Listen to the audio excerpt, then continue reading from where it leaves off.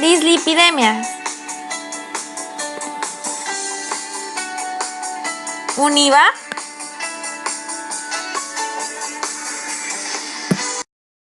Hola, mi nombre es Claudia Barrera. Hoy les voy a hablar sobre un tema muy interesante que son las... ¿Qué son las dislipidemias? Son alteraciones que se manifiestan en concentraciones anormales de algunas grasas en la sangre. ¿Cuáles son sus valores? Colesterol total menos de 200 miligramos, triglicéridos menos que 16. ¿Cuáles son las causas? Cuando los valores de colesterol y triglicéridos son altos en sangre, obesidad, alimentación inadecuada, rica en grasa saturada y exceso de consumo de azúcares, herencia y diabetes no controlada. Falta de ejercicio, dieta pobre en aceites vegetales y fibra.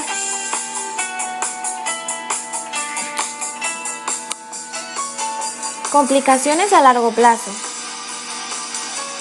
Ataque al corazón, aterosclerosis, pueden ocasionar una trombo. Recomendaciones. Reducción de peso, hacer ejercicio, consumir alimentos ricos en fibra, aumentar el consumo de verduras, frutas y legumbres, disminuir el consumo de aceites y vegetales, preferir aceites como oliva y soya, limitar el consumo de las carnes grasosas, preferir carnes de pescado y aves sin piel.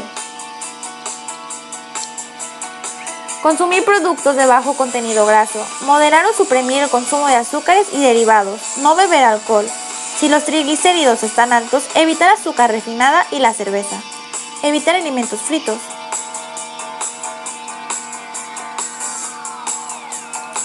Alimentos no permitidos. Carnes grasosas, productos lácteos, embutidos, yema de huevo, vísceras, cerdo y derivados, mantequilla y margarina.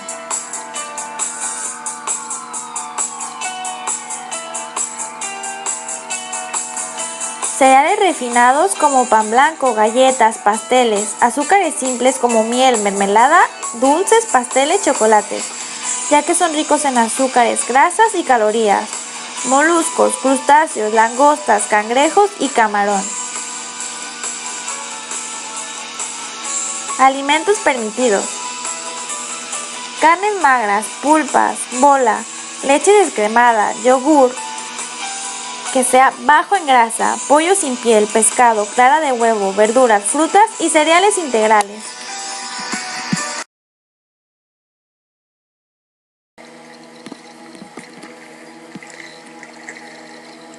Los lípidos son moléculas insolubles en agua.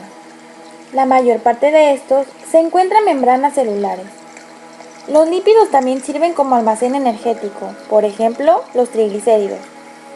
Como precursores de hormonas esteroideas y ácidos biliares, por ejemplo, el colesterol. Y como mensajeros extracelulares e intracelulares. Hay tres clases principales de lípidos complejos: los triglicéridos, los fosfolípidos y el colesterol. En la mayor parte de los casos, los ácidos grasos se unen en una forma covalente a ellos. Los lípidos complejos más abundantes son los triglicéridos, que constituyen la forma principal de almacenamiento y transporte de ácidos grasos. Constituyen en tres moléculas de ácidos grasos esteríficas a una molécula de glicerol. El colesterol está constituido por hidrocarburo de 4 anillos, con una cadena lateral de 8 carbonos. Es un componente estructural de las membranas celulares y un precursor en la síntesis de hormonas esteroideas y ácidos biliares. En la sangre, cerca de 2/3 partes de colesterol están esterificadas con ácidos grasos. Transporte de lípidos absorbidos en el intestino. Los triglicéridos y el colesterol de la dieta se absorben hacia el interior de los enterocitos, en forma de ácidos grasos, glicerol y colesterol libre. La absorción de este último está regulado por transportadores de membrana. Algunos participan en la absorción del colesterol. Hay una proteína relacionada que es la Niemann-Pick, la cual es indispensable para la función de Essen-Vittel y otros para regresar el colesterol hacia la luz intestinal. En las células de la mucosa del intestino delgado, los ácidos grasos y el colesterol se esterifican para otra vez ser y formar triglicéridos y esteres de colesterol. Estos contienen enzimas. Hay una enzima que solo el humano la tiene, que es la ApoB-100.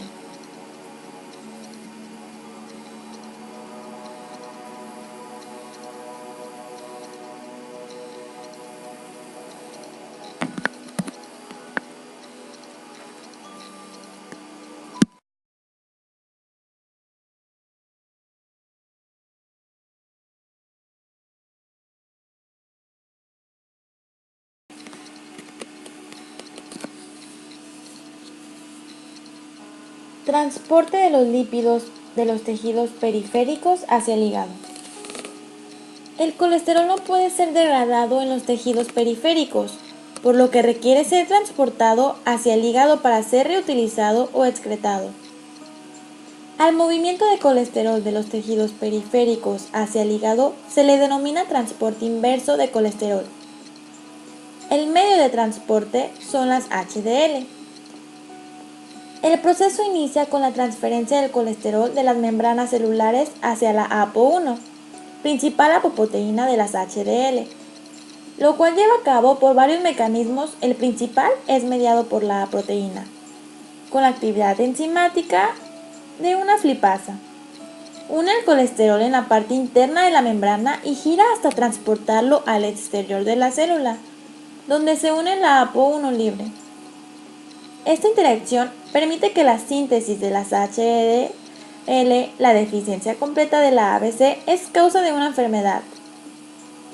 Y esta se caracteriza por valores muy bajos del colesterol HDL y placas amarillentas, depósitos de colesterol.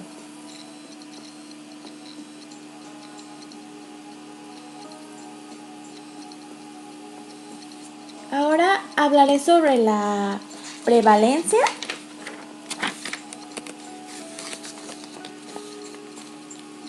En México, en una encuesta nacional de salud y nutrición en salud, en el 2006 incluyó la medición de la concentración de los lípidos sanguíneos en adultos mayores de 20 años. La lipoalfaproteína es la dislipidemia más común. En la población hay un total de 60.5% en hombres y en mujeres un 68.1%. Esta normalidad es más frecuente en el sur del país, en los individuos con sobrepeso o diabetes. La hipercolesterolemia fue la segunda normalidad más frecuente. Las mujeres con un 47.2% y en hombres un 39.3%.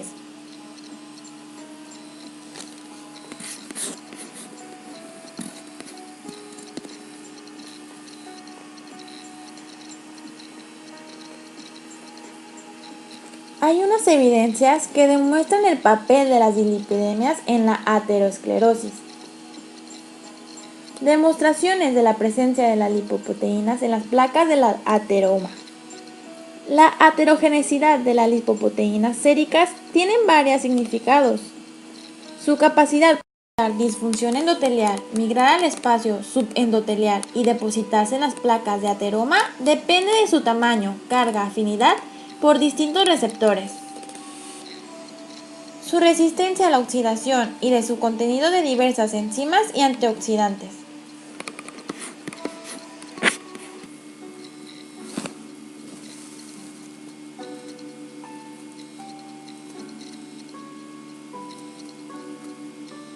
Como ahí vemos las funciones de las lipoproteínas. Hay receptores, enzimas activadoras. Vemos los tipos de grasa.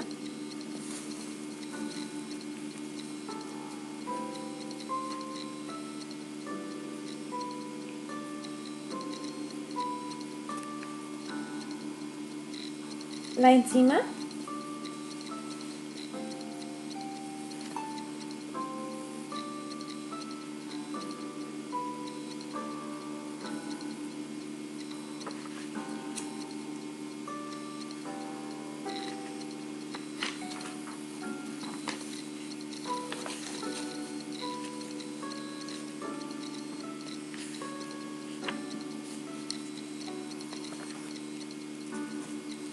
estamos viendo el ejemplo y más aparte de todo esto, hablaré sobre el tratamiento. El tratamiento dietético es permanente, así el paciente debe de entenderlo como la forma en que debe de alimentarse y no como un régimen temporal. Este tratamiento se basa en el cálculo de las calorías con base en el peso, el consumo menos de 200 miligramos por día de colesterol y grasas deben representar un porcentaje de menos 30% de las calorías. Las grasas saturadas se restringen al 7% de las calorías totales.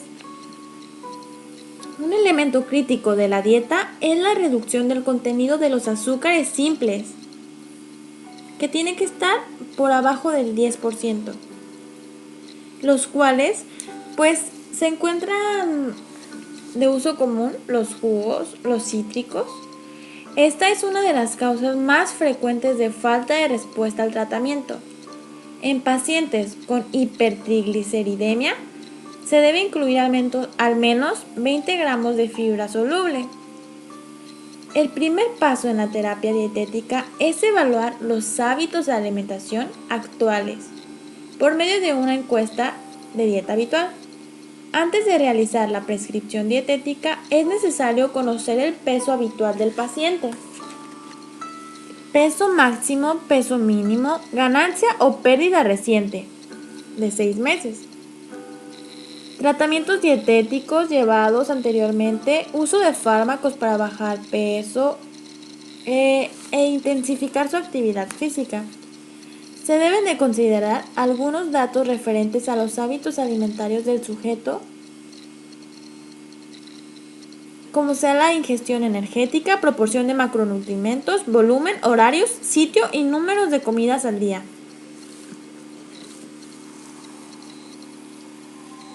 En el ejercicio debe de ser de poca intensidad y larga duración. Es un complemento fundamental del tratamiento. La meta es realizarlo durante 1 hora 5 días de la semana. Y más aparte debe de haber una vigilancia cardíaca. No debe rebasar la frecuencia cardíaca máxima. Y el tratamiento farmacológico es indicado cuando, a pesar del tratamiento dietético y el ejercicio y la modificación de otros factores que elevan la concentración de los lípidos séricos, no se alcanza. Su empleo es necesario en un alto porcentaje de los casos con diabetes. Los fármacos de elección son estatinas y fibratos. Los fibratos disminuyen los triglicéridos un 40%. El colesterol total 18% y el colesterol LDL 15% y aumentan el HDL a 20%.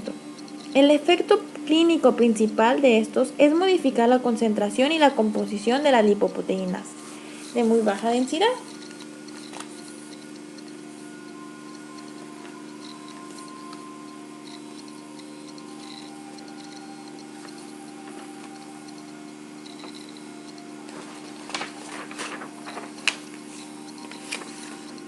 Y las estatinas son inhibidoras competitivas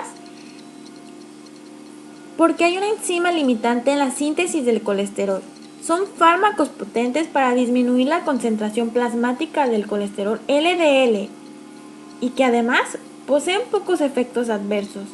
Se han propuesto 2 mecanismos fisiopatológicos por cuales los inhibidores disminuyen los valores de LDL colesterol. El incremento en el catabolismo de LDL y precursores y la disminución en la reducción y producción de la LDL-ApoB. Por mi parte es todo. Espero hayan entendido. Muchísimas gracias.